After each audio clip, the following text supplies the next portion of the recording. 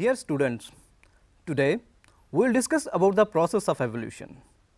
During the discussion, we will also define and explain the evolution and also the viewpoints of various scientists and their theories about evolution. A basic definition of evolution is that evolution is heritable change in a population through time. Now, it is necessary to break down each of these components of this definition a little bit further in order to better understand what that means. Heritable change with an emphasis on the heritable aspect. Most commonly, we used to refer to DNA, the genetic molecule that is passed on from parents to offspring, and codes for the basic development plan as to how our bodies develop through life. The second component of this notion of a population. Change, evolutionary change is not my change as an individual throughout my life. It is the change of the population that I am part of. We do not think of evolution in terms of the level of individual. We think of evolution as acting on populations. So, how population of individuals have heritable change? And the last notion is this concept of through time.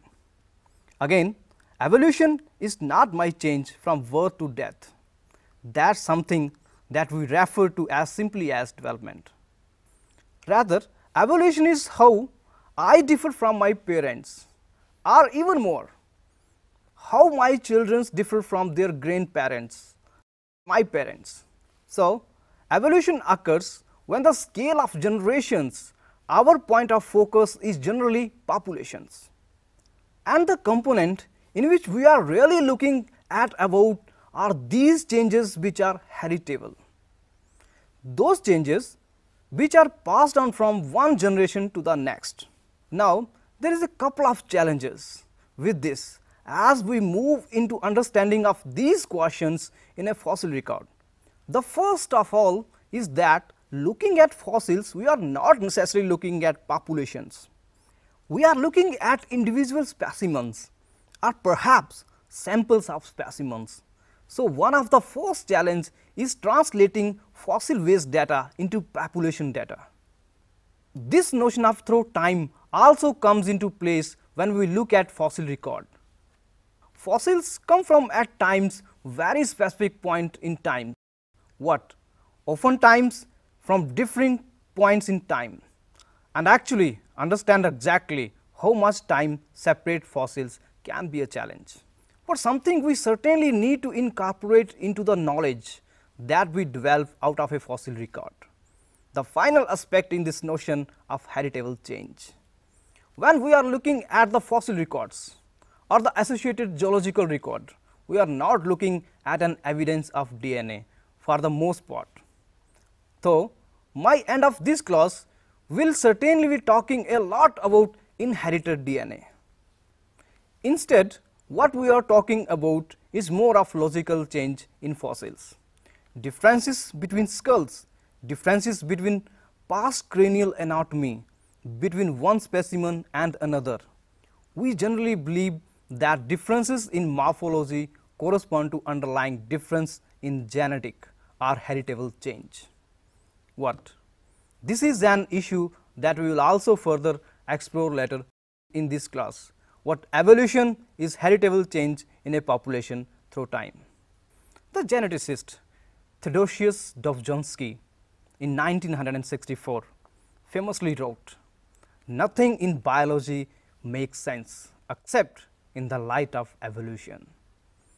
And the field of ecology is no exception to this broadly embraced principle.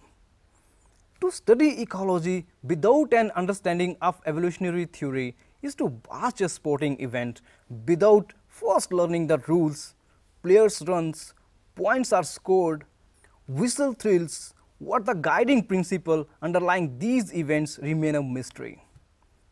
With an understanding of the rules, however, even the smallest intricacies of the game can be appreciated, even loved. So, it is with ecology, evolution provides a canon by which we may better understand the interactions of organisms with the environments. In this section, we define evolution as it is understood to modern biology and as it applies to ecology. So, comes to the brief introduction of the evolution. Biological evolution, simply put, is descent with modifications. This definition encompasses small scale evolution, that is, changes in gene frequency in a population from one generation to the next. And large scale evolution means the descent of different species from a common ancestor over many generations. Evolution helps us to understand the history of life. Biological evolution is not simply a matter of change over time.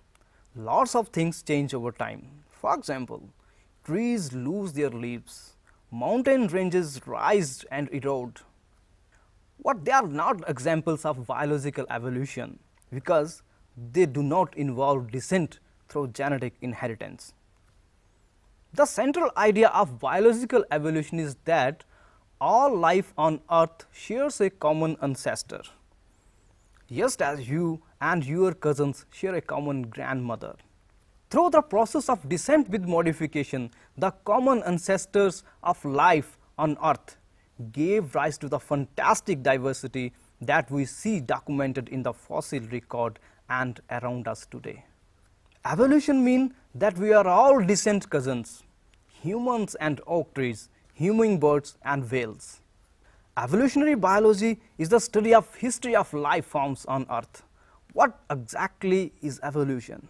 To understand the changes in flora and fauna that have occurred over millions of years on earth, we must have an understanding of the context of the origin of life, that is, evolution of earth, evolution of stars, and indeed of the universe itself. What follows is the longest of all the construed and conjectured stories. This is the story of origin of life and evolution of life forms or biodiversity on planet Earth in the context of evolution of Earth and against the background of evolution of universe itself. Now comes to the origin of life. When we are looking at stars on a clear night sky, we are in a way looking back in time. Stellar distances are measured in light years. What we see today is an object whose emitted light started its journey millions of years back and from trillions of kilometers away and reaching our eyes now. However, when we see objects in our immediate surroundings, we see them instantly and hence in the present time. Therefore, when we see stars, we apparently are peeping into the past. The origin of life is considered a unique event in the history of universe. The universe is vast. Relatively speaking, the earth itself is almost only a speck. The universe is very old, almost 20 billion years old. Huge clusters of galaxies comprises the universe. Galaxies contain stars and clouds of gas and dust. Considering the size of universe, Earth is indeed a speck. The Big Bang theory attempts to explain to us the origin of universe. It talks of a singular huge explosion unimaginable in physical terms. The universe expanded and hence the temperature came down. Hydrogen and helium formed some time later. The gases condensed under gravitation and formed the galaxies of the present day universe. In the solar system of the Milky Way galaxy, Earth was supposed to have been formed about 4.5 billion years back. There was no atmosphere on early Earth. Water vapor, methane, carbon dioxide and ammonia released from molten mass covered the surface. The ultraviolet rays from the sun broke up water into hydrogen and oxygen, and the lighter hydrogen gas escaped. Oxygen combined with ammonia and methane to form water, carbon dioxide and others. The ozone layer was formed. As it cooled, the water vapor fell as rain to fill the depressions and form oceans. Life appeared 500 million years after the formation of Earth, that is, almost 4 billion years back. According to the Big Bang model, the universe expanded from an extremely dense and hot state and continue to expand today. Did life came from outer space? Some scientists believe that it came from outside. Early Greek thinkers thought units of life called spores were transferred to different planets including Earth. Panspermia is still a favorite idea for some astronomers. For a long time, it was also believed that life came out of decaying and rotting matter like straw, mud, etc. This was the theory of spontaneous generation. Louis Pasteur, by careful experimentation, demonstrated that life came only from pre-existing life. He showed that in pre-sterilized flask, life did not come from killed yeast, while in another flask open to air, new living organisms arose from killed yeast. Spontaneous generation theory was dismissed once and for all. However, this did not answer how the first life form came on Earth. So, my dear students, today we have discussed about the process of evolution, and in the next chapter we will discuss about the different experiments like Oparin and Haldane experiments and Urey and Miller experiments. Thank you.